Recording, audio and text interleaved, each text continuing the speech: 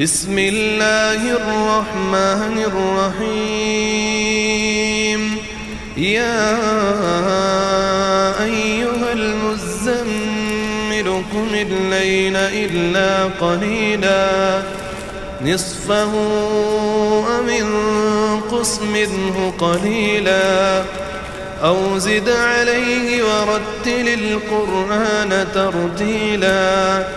إنا سنلقي عليك قولا ثقيلا إن ناشئة الليل هي أشد وطئا وأقوم قيلا إن لك في النهار سبحا طويلا واذكر اسم ربك وتبتل إليه تبتيلا رب المشرق والمغرب لا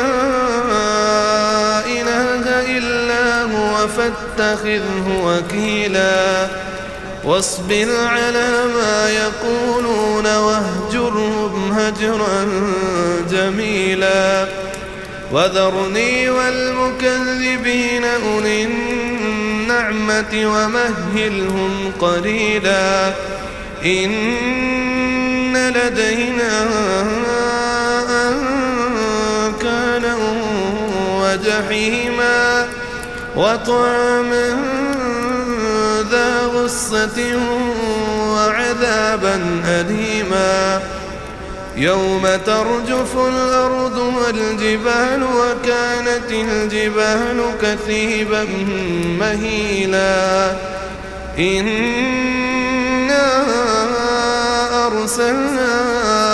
إليكم رسولا شاهدا عليكم كما